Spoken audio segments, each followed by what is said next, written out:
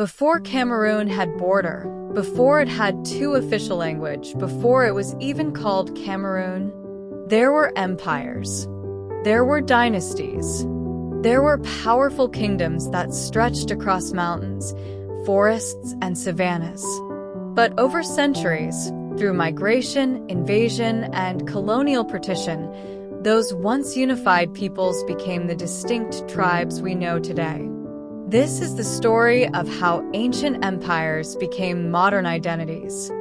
This is the story of Cameroon, a land of ancient kingdoms and powerful rulers, long before colonial borders were drawn. From the Grassfields, to the coast, to the northern mountains, a story of migration, resilience, and legacy. This is Cameroon. Between the 15th and 18th centuries, the Tikar dynasty rose from the Adamawa region and expanded into Cameroon's Grassfields. They were organized, powerful, and influential. But like many empires, internal succession disputes and external pressures caused fragmentation. From this one political force emerged multiple kingdoms.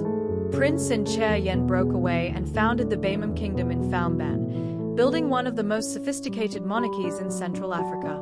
Princess Nguyen migrated and founded the Nso Kingdom in the northwest.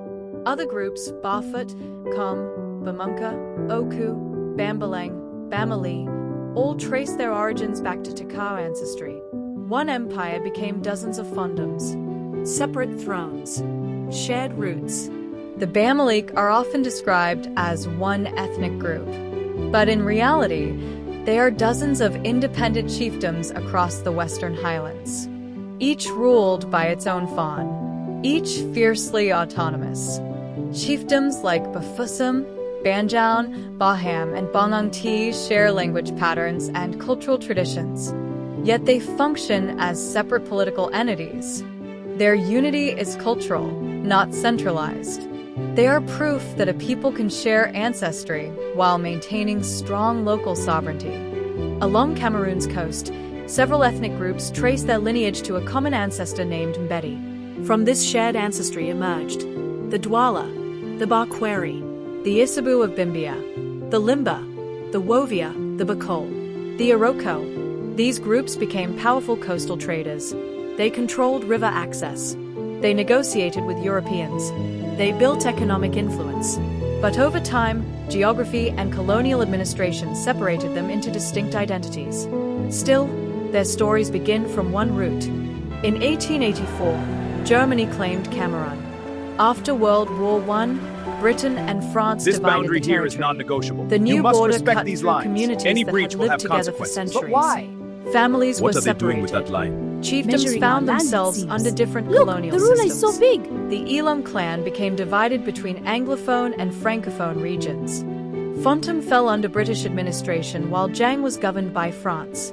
Efik and Iroko communities were split between Nigeria and Cameroon. One people, two systems, different futures. In northern Cameroon, the Mandara Kingdom once ruled the mountainous region along today's Cameroon and Nigeria border. But 19th century Fulani jihad movements weakened the kingdom. Later, colonial borders solidified divisions. What was once one powerful mountain state became fragmented into smaller, sometimes competing groups. A kingdom divided by history. In 1961, British Southern Cameroons voted to join the Republic of Cameroon. For the first time since colonial division, many separated groups were placed under one national government. But the differences remained. French civil law and British common law. Francophone and Anglophone systems. Administrative cultures shaped by different colonial masters.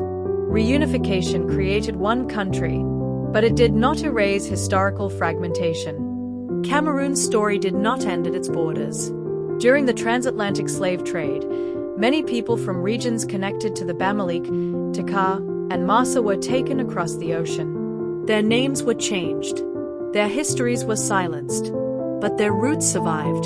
Today, DNA research is helping many African Americans rediscover ancestral ties to Central Africa, including Cameroon. Public figures like Oprah Winfrey, Chris Rock, Taraji P. Henson, Don Cheadle, Erica Badu, and Anthony Anderson have explored their African ancestry through genetic testing.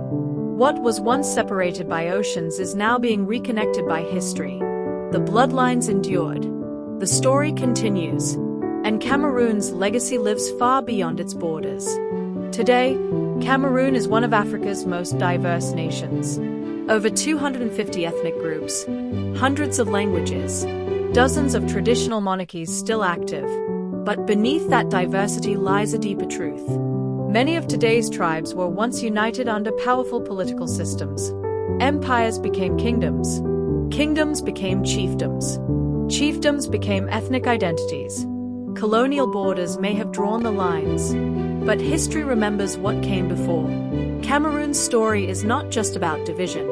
It is about transformation and resilience.